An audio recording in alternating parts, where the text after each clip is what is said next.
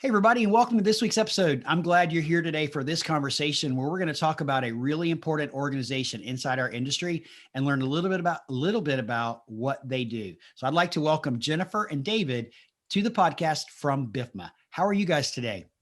Hey, doing great. Yes. Yep. It's sunshine and snow's melting, so I can't complain at all. That's a good thing, right? So, guys, tell us a little. First off, I'd like you to introduce yourself and tell us who you are and what you do at BIFMA. Jennifer, you want to start? Sure. Well, thanks for having us today, Sid. We're really excited to be here. My name is Jennifer Wammack. I am the Director of Outreach with BIFMA. I've been with the organization about 3.5 years, and my role is kind of like it sounds. I'm pretty outward facing. So I'm the person who I call myself a brand ambassador, and I think that kind of encapsulates a lot of what I do. So I'm meeting with a lot of the BIFMA stakeholders out there to carry the BIFMA message out to the broader market. Oh, that's awesome. All right, David, what about you?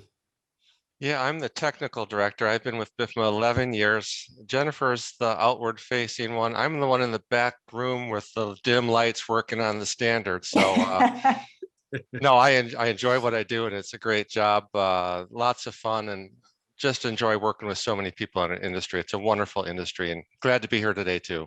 Well, that's awesome. I'm glad that you guys are both here because you work for an organization that I think is really important in our industry, but also often maybe a little bit misunderstood, or maybe people don't even know who you are. So let's start there. Who is BIFMA?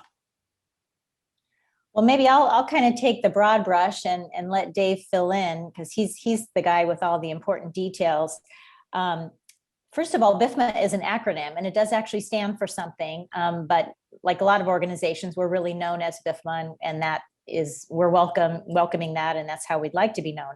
But it does stand for the Business and Institutional Furniture Manufacturers Association. And so we are a nonprofit trade association for furniture manufacturers in North America. So our main members would be the folks who produce commercial furniture, whether that ends up really, I mean, anymore, of course, it's any environment, but traditionally they would, their furniture products would end up in office/workplace or educational environments, healthcare environments, hospitality environments. Really, we kind of talk about the commercial built environment. So that's really what we do. And we represent our members and the industry. We do a number of things. We educate about, all of the things that would be important to that industry. What we're probably most known for, and this is where Dave can really fill in, is the standards. So we've been around over 45 years, and during that time, we have been the organization responsible for creating the safety, performance, and sustainability standards for the industry. So your chair is safe because of a BIFMA standard. And that's, if people only know one thing about us, that's probably what they do know. So that's really the focus. But as I say, we do some education. We also do a little advocacy on behalf of the industry. We create statistics, which are of really high value to our members so that we can report out on that. And yeah, we just try to be the thought leader that we hope we've earned the place to be out there talking about what matters to the furniture industry. Okay, so that's great. So that's a great explanation. So David, from your perspective, tell us a little bit about, and maybe a little more detail about what BIFMA actually does on the performance side.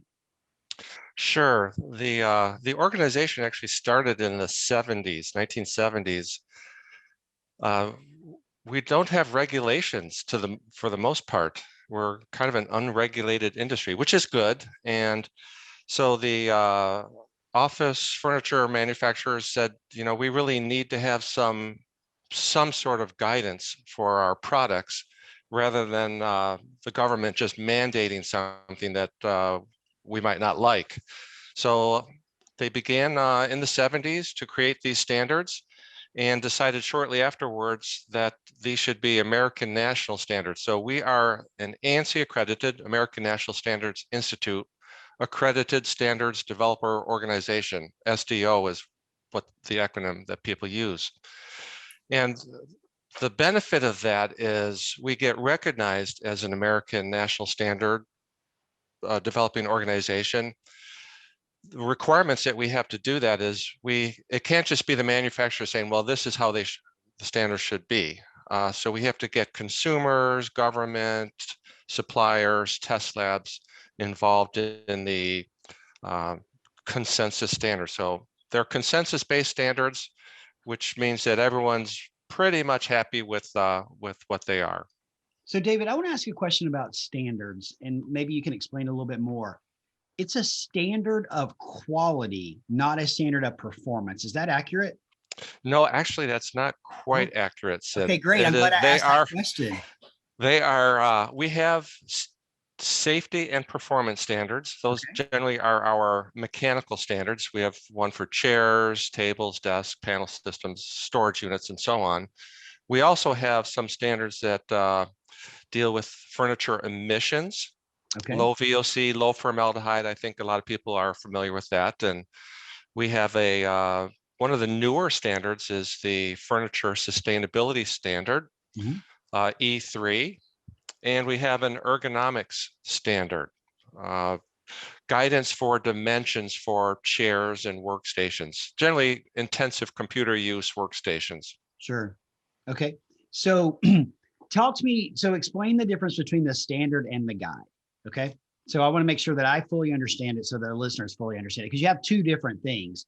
So can you highlight that a little bit more for me? That is a tough question because there's actually a fine line between the standard and the guide. And we generally refer to a guide as suggestions or recommendations, whereas we view a guide as a standard as requirements. However, we have a ergonomics guide, and the industry uses that really as a standard. So we have it's called the BIFMA G1 2013 ergonomics guide, but it's treated like a standard. So We're in fact going to make it a standard. It's in the process right now. So, but to answer your question, a guide is generally recommendations. A standard will be requirements. Okay. So should versus shall. Okay. Should versus, I was actually about to say that, right? So the standard is you shall do this and the product shall do this. And the guide is, hey, you should do this. We recommend that you do this. You know, basically talking about the ergonomic guide, that it's a guide that talks about ergonomics in the work environment and how you should sit and all those kinds of various different things. But now, because it's been used so much as a standard, you're actually turning it into a standard. Correct. The newest guide is pods. These are like the phone booths. Yep. So we just came out with that last September, I believe, and it's called a Pods Guide. But that may become a standard in the future. Sure. So what I love about what you said is I love the distinction between should and shall. I think that's really understandable for a lot of people. But I also like how you explained, you know, what it is you're really trying to do. And it's really not just benefit the manufacturers, you're trying to benefit our end customers as well. Oh, absolutely. That quality products are delivered in the market. Yes. Now, go ahead, Jennifer. I was just going to say there, you know, another element, because I could imagine your listeners might say, well, why isn't everything then a standard? You know, why would you have guides at all?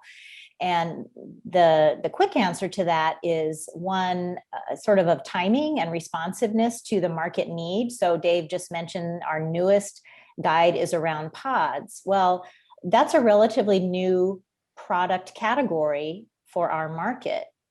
And creating an ANSI BIFMA standard is no small thing. You know, it takes a long time. There's the whole process that Dave was sort of alluding to under the ANSI process that we follow.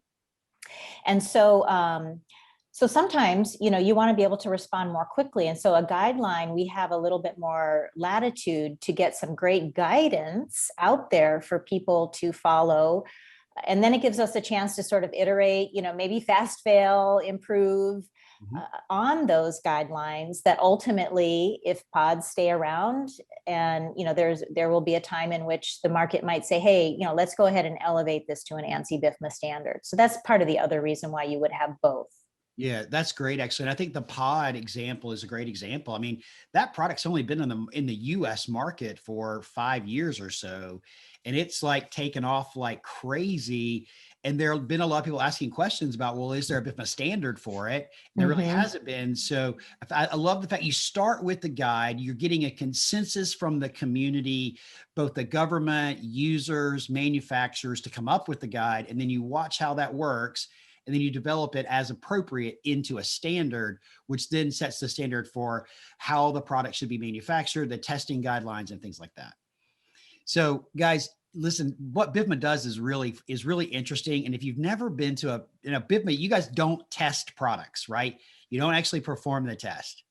Correct. That is correct. That is correct. A common misunderstanding. You set the standard for it, but you don't actually perform the test.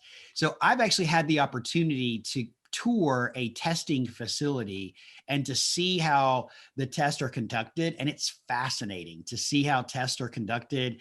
The one that comes to mind, or the memory that I have, is the facility that I went to. I can't even remember who it was so long ago, but it was a base of a task chair on a mechanical arm rolling back and forth over a threshold and back and forth. Oh, that sounds like the caster test. That's exactly what it was. And that's all it was doing. Right. But I mean, I think it's really interesting. So if you've never seen one or been to one, Google it and see if you can't come up with some videos or stuff like that. If we find any, we'll drop in the show notes for you as well, just so you can see exactly what BIFMA testing looks like. So BIFMA is the organization that sets the standard and the guide.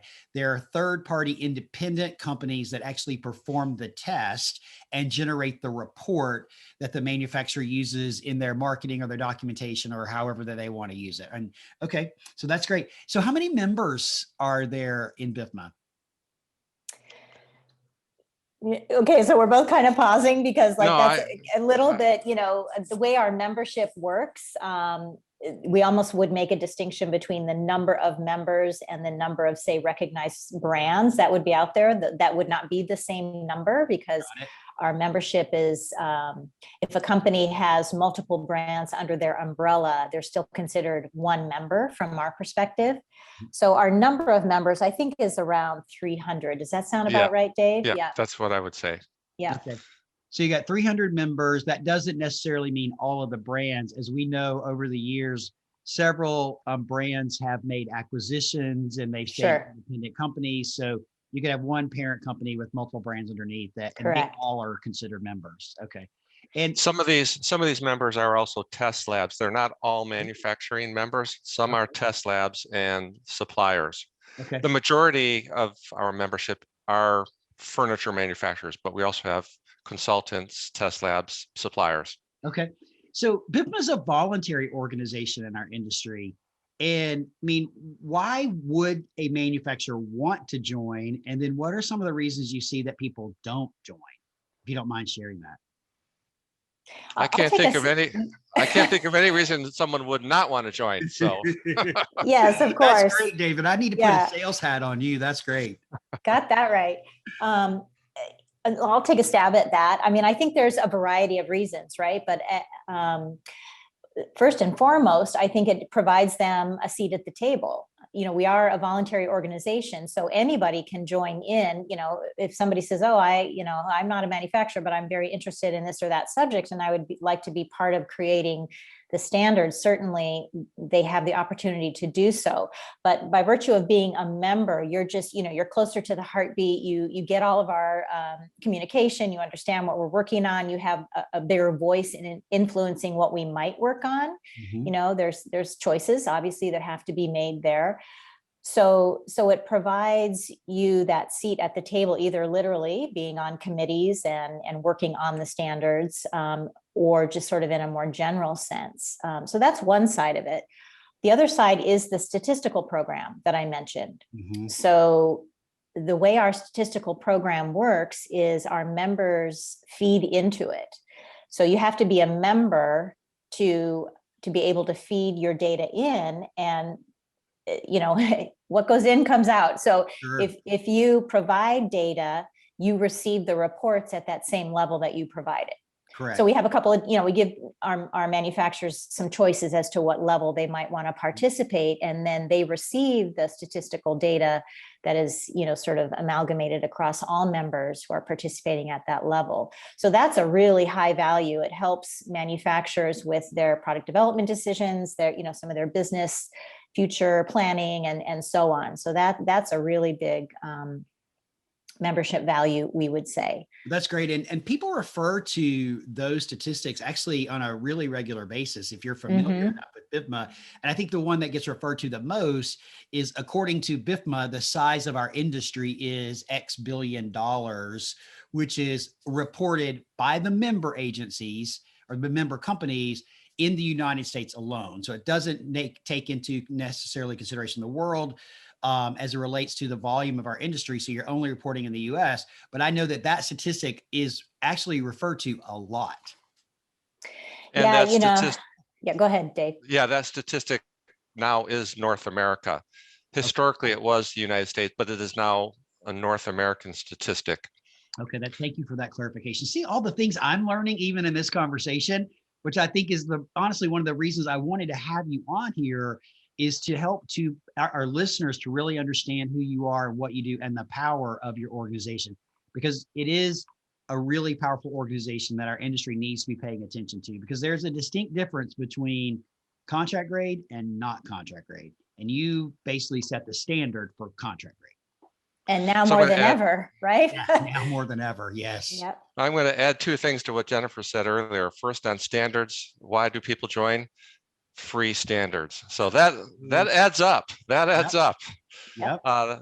With statistics, I've heard organizations say it is so much more efficient for BIFMA to do market research, statistics, and all the detail that goes into that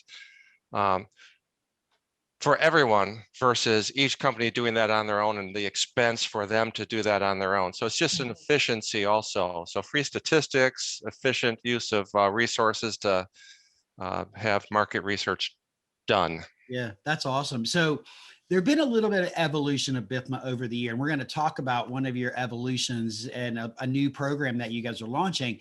And I don't want to dive deep into what I'm about to ask you, but you started with the standards and the guides, and then you migrated a bit more into sustainability from a holistic approach with the Level program.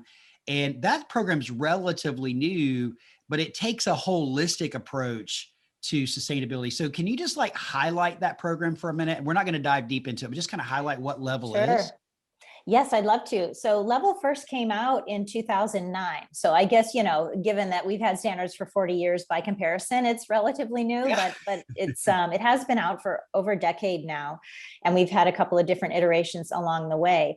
And it was BIFMA's, it was kind of new territory for BIFMA, where as you mentioned, there is a voluntary standard, which is called the E3 Furniture Sustainability Standard. And it functions quite a bit like our other standards in terms of manufacturer can utilize the standard and make their products conform.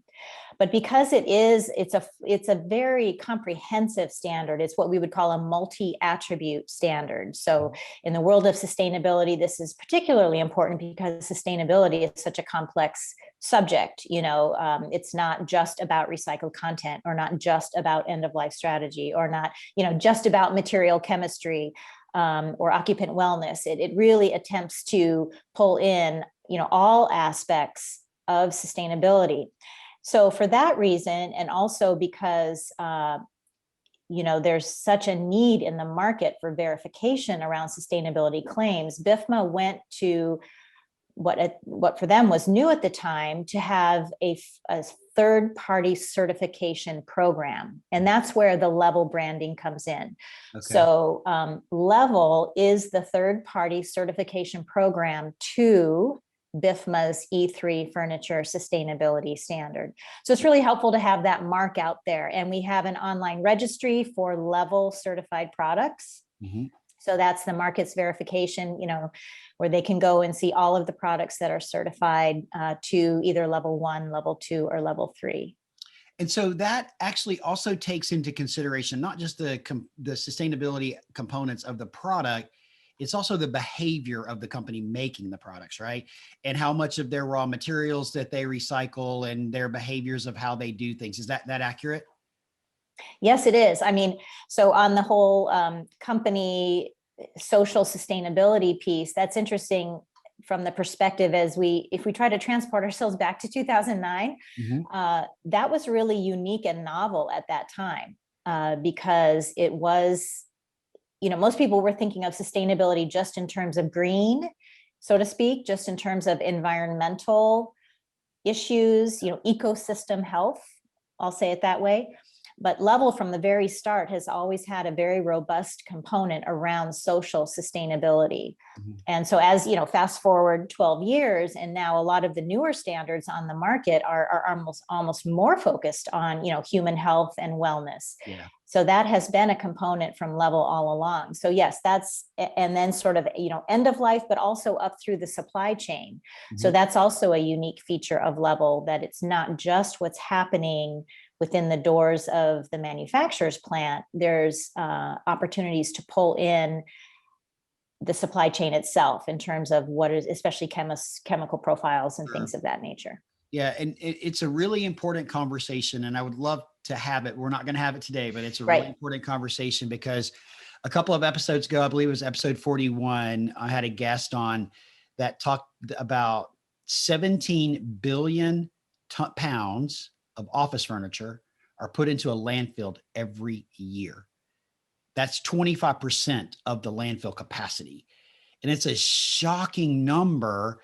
And we as an industry have to do a better job at understanding the end of life of our products and honestly, the dismantling of them and the recycling of the dismantled product into other materials. So we're not going to go down a sustainability. No, but let me just say amen, brother. Yes, totally agree with all of that. Yeah. It is so important because as an industry, we use so much of our industry's our world's natural resources in our manufacturing process. We got to pay attention to what happens with our products at the end. So I'm getting off my soapbox on that. And I think I'm going to have a whole series on sustainability because it is so important. And it's come up in so many of my episodes this year that I think we have to talk about it more and understand our responsibility, not only as industry manufacturers, distributors, and people that play roles in our industry, but also those, what do we tell our customers to do with their products at the end of this episode? Yep. Okay, enough of my soapbox. So the reason that we're actually coming together today is what we want to talk about, a new program that you guys launched on March the 1st, and it's called BIFMA Compliant. So can you tell us a little bit about this? Maybe I'll take the first stab again, Okay, kind of the sure. broad brush in terms of what it is, but I think this will be something where Dave will really have a lot of great content for your listeners. So BIFMA Compliant, we have kind of an elevator pitch about it. So maybe I'll just even refer to that because we put some thought into this. It is an industry-wide registry of furniture products that conform to those BIFMA safety and durability standards we've been talking about. And the intent really is that it will provide clarity to the market and differentiate those products that meet those established industry standards. So it's the first time we've had something like this.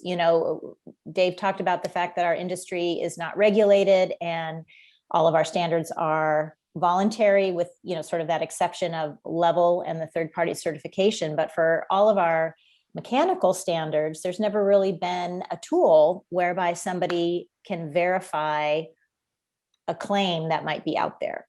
All right, so I'll let you pick it up there, Dave. Yeah, I want to hang out there for a second because that's really answering the question of how and why did this come about, Dave?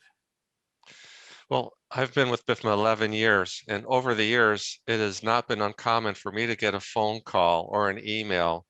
Can you tell me whose product meets the X 5.1 chair standard? Or can you tell me about company X? Do they meet your standards? And the answer has always been, no, you have to do your own research to figure out who meets the standards. We don't keep track of that. We don't police anything. And that question was so ubiquitous that it seemed appropriate to create a BIFMA compliant program to help answer those questions. Also, we do want the manufacturers to get credit for what they're doing right. And there's a lot of manufacturers out there that spend time and money to test their products to meet these standards. So this is their opportunity to showcase their products. So the problem here is that because it's unregulated, as you talked about it a minute ago, right? You guys aren't the police. You're not the testing police. Anybody can say, oh, we meet BIFMA. Yeah. That is correct. Yeah, that's really what's been happening, right? People say, oh, we meet BIFMA, but they never went through the process to actually test the product, nor do they have the documentations, but they can say, oh, we meet BIFMA. And they still can. Okay. Someone can still say, well, we meet the BIFMA standard. And the problems are they'll say things like we meet BIFMA, and it's just very generic. Well, do you meet it for chairs? Do you meet it for tables? So we have a rule set called BIFMA Product Conformance 2020. It's on our website. You can look under standards and standards FAQs, and it'll tell you how we believe as an industry you should state your conformance. But of course, with BIFMA Compliant, you can prove it by having your test reports audited by us, and you get to be on a registry that the market can look at. All right. So BIFMA Compliant is a registry where member manufacturers can send their testing documentation to you. You validate they meet the test, and then that product is then listed on a website for people to search. That is exactly right. And they can search by brand. They can search by the category. Is this a chair, table, what have you? Or they can search by the standard. I want to look at the chair standard X5.1 versus the chair standard X5.4, which is for lounge type products. Sure. So the different users, right? The technical users are going to want to search by the standard, where the consumer, the knowledgeable consumer, is going to search by the product category, most likely, that they're interested in. So that's great. So are there other key elements, or what are the key elements to the program? Well, the key elements are, first off, there is an agreement between BIFMA and the brand. They have to sign a contract, and the contract has to be signed by an executive of the company. So this isn't anyone in the company can say, oh, we're going to participate. It has to be a top-down agreement to participate in the program. They have to have products tested in an ISO 17025 accredited lab. Basically, that means auditors will come in their lab and look at calibration, look at training. Is the location secure, or can anyone walk in there and fiddle with a machine? There's lots of rules in ISO 17025. So again, there are a certified lab, so to speak, accredited. Not only are they accredited, but they are accredited with the BIFMA standards in their scope of accreditation. So if they're accredited to test for toys, I mean, that's great, but they have to be accredited to test for ANSI BIFMA furniture standards. Right. Okay. So those are the two primary elements. Well, there's also a fee to participate. So there is a pay to play, and it's a very modest fee, but there in the agreement and the contract that's signed by the executive, there also states there's a fee to participate. As of course, there's some cost to BIFMA to run this program. Sure. Absolutely. And we're not for profit, so it's a very modest cost. Yeah, no, that makes a lot of sense, actually. But what I love what it doing is, you're getting agreement from the top of the chain, right? From the top of the manufacturing, and you're validating that the test has been done in an ISO 17025 lab. I don't even want to go into what that means, but guys, just know it's important that it's an ISO 17025 lab. And then once all that's done and then you review it, then they can be listed as a BIFMA compliant, and they actually get a sticker, right? Or they get an icon or something, right? Right. Yeah. If you work your way through the process and your product is shown to, in fact, meet the criteria, and, we do some testing, or some checking of your testing reports and things of that nature, then those products can be listed on the registry, and you are allowed to utilize the BIFMA compliant mark in a similar way that, we have the level mark out there on that particular product. So we have a couple of different ways that manufacturers can utilize that in their own marketing and promotional materials. They can call themselves a BIFMA compliant participant. So if they just want to talk about the fact that their company participates in the program in more general terms, we have a way for them to do that. And then product specific, because this is a product conformance program, so it really is at the product level, then those products in their line that have gone through the process can carry the mark, whether they want to put a sticker on it or a hang tag or in their marketing materials, however they see the most value in talking about their BIFMA compliant products, they're free to do so. So for the first time ever, I mean, I've been in the industry a long time. And so for the first time ever, a manufacturer has the ability to put a mark that says this product is compliant to BIFMA, and it's validated, it's confirmed. It's Correct. no longer we meet BIFMA. It's saying to the consumer, to the dealer, to the designer, the specifier, whoever it is, we meet this standard. Here's the mark, just like the level mark. Here it is. We meet this standard. Now let's go forth. Okay, I like that, because now it's showing the manufacturer actually gives them something to say, hey, this is what we've done. This is what we do. We have invested in this program, in these tests, to ensure that we're providing the best quality product to the market. You got Yes, it. yep. I do want to add something, just so that there's no, I want to be transparent. This is Yes, not please. restricted to members. So this is non-members can participate also. So any company, whether they're a member or a non-member, can sign the agreement and submit their test reports and participate. So it's That very is a open. great clarification point. Thank you for bringing that up. So it's available to anybody in our industry in North America. Anywhere. It's anywhere. Yeah. Oh, wow. Our statistics, as we said earlier, are Got North it. America, but the standards are actually used widely Okay. beyond North America. So it's basically open to anybody, whether you're a member or not. If you've done the work to have the products tested, you can submit your test results to BIFMA. You guys will validate it, go through the process once the agreement's signed and all that. And if you have validated or verified everything, then they get the label, if you will, that says that they're BIFMA compliant.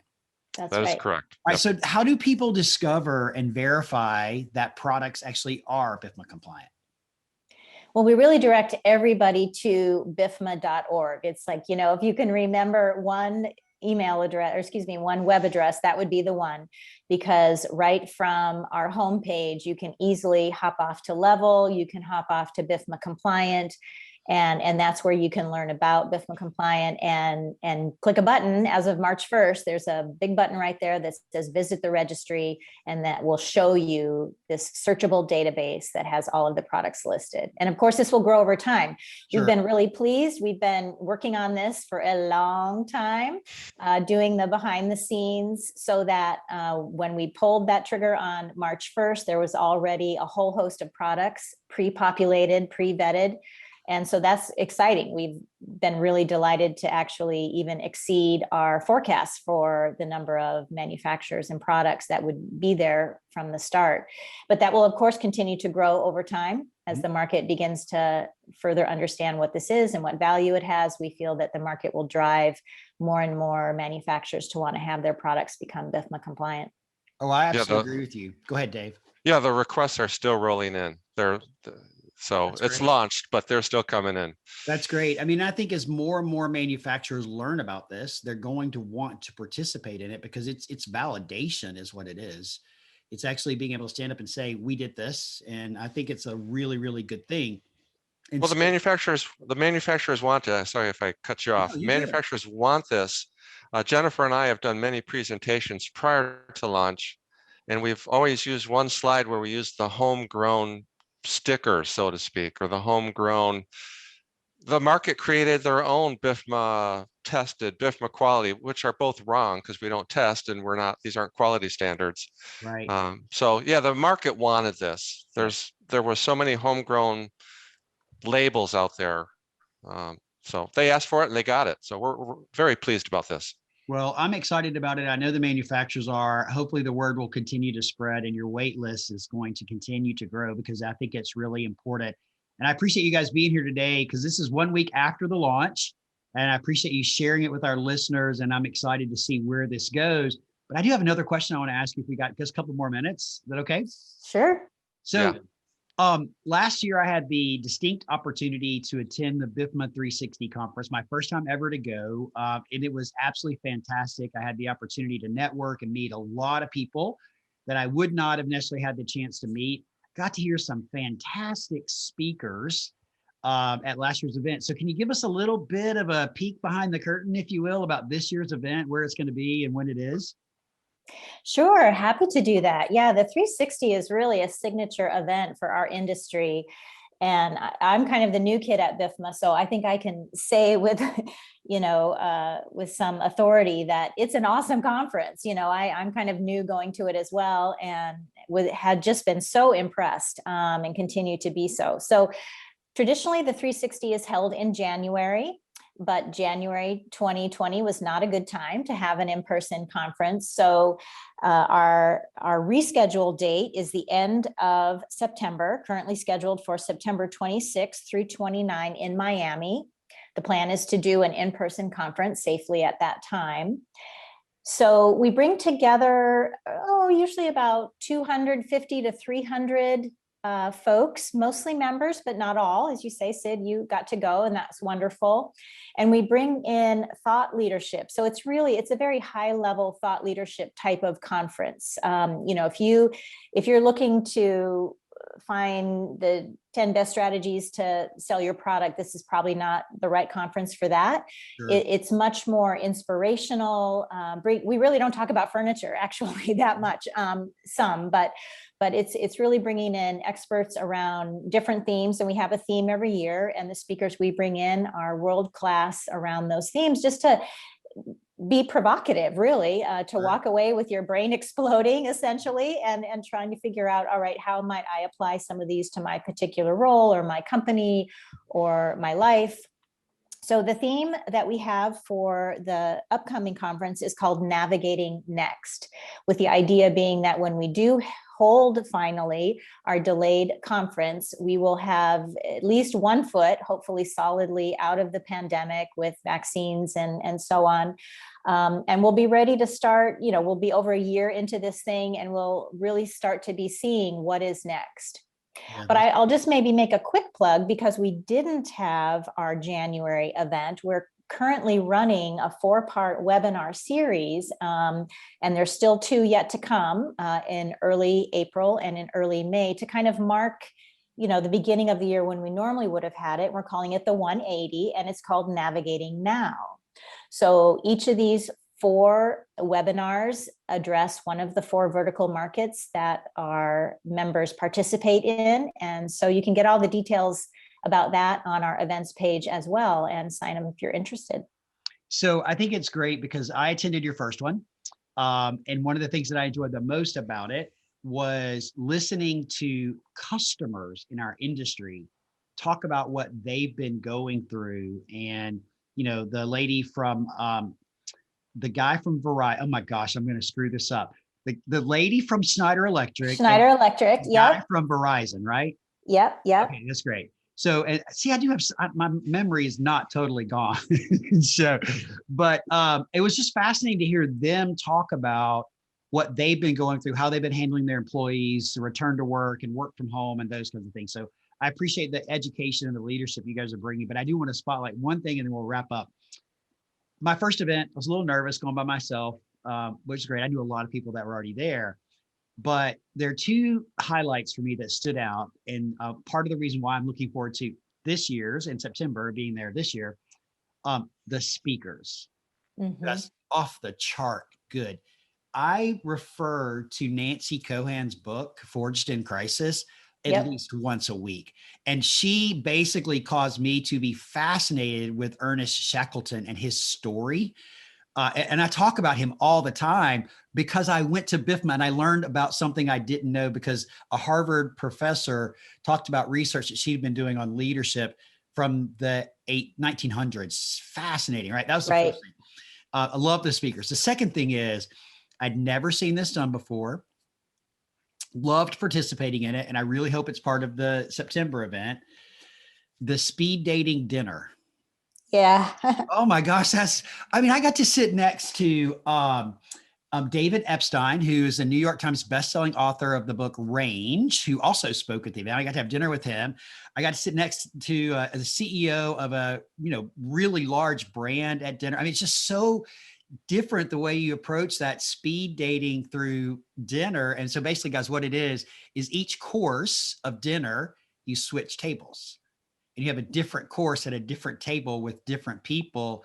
And what a great way to encourage networking and collaboration amongst our community and amongst competitors, but also friends, right? Because we're all working Absolutely. for the same thing and towards the same goal. So I applaud you guys for doing that. I thought it was off the charts good. No, a lot of people really love that event, and we've been doing it for a few years now, and it is definitely a fan favorite. So we intend to continue it. Yep. Well, that's great. Yeah, you're guaranteed to meet about 50 people with the speed dating. I mean, each table is like 8 to 10 people and 5 courses. So that's pretty awesome. That's actually one of my favorite things about. Well, I actually have the same 2 favorite things as you said, the speakers and the speed dating. Yeah, that's great. I would be interesting to do a little survey of the people that attend, like what are their, you guys probably already do that. We have, yeah. And those are definitely high on the list. I think the networking, which you kind of alluded to, whether it be at the speed dining event or just in the other events. Yep. We don't really do a lot of like parallel programming. So because it is essentially a smaller crowd, I mean, 300 people is not small, but compared to some conferences. So we're all kind of having the same experience over the course of, 2 days. And so there's a lot of great networking that can happen as people are sort of processing what they're learning, what they're hearing, and the new people they're meeting. So guys, thanks again so much for being here today. If our community and our listeners would like to get in touch with you, what's the best way for them to reach you? Well, I hope they do want to get in touch with us. I'll say Absolutely. that first of all, we would love to hear from anybody who's listening out there. A couple ways. On LinkedIn is great. Either me personally, Jennifer Wammack, I'm on there, or we also would really love to have folks follow the BIFMA LinkedIn page as well. Something more specific, if they have questions, email is always good. And our emails are listed on our website too. Okay, great. Dave? Yep, same for me. Email is 99.9% of my communications. All right, guys, we will drop their email links into the show notes. And then we'll also put a link to the BIFMA website. If you'd like to go join the BIFMA mailing list, I'd highly encourage you to do that, to stay up to date with what's going on with BIFMA. And then go out there and follow BIFMA on LinkedIn. It's BIFMA again. Follow them on LinkedIn. And if you do connect with Jennifer and Dave on LinkedIn, be sure to follow the rules, which is you don't connect with them blindly. You click the add note button when you go to connect with them on your desktop and let them know that you heard them on the trend report and that you're excited to connect with them on LinkedIn. Again, guys, thank you so much for being here. It was a great conversation. I appreciate all the insights that you shared with us and our listeners. And I look forward to seeing you really soon in September at the BIFMA 360 event. Take care. Bye, Sid. Thanks.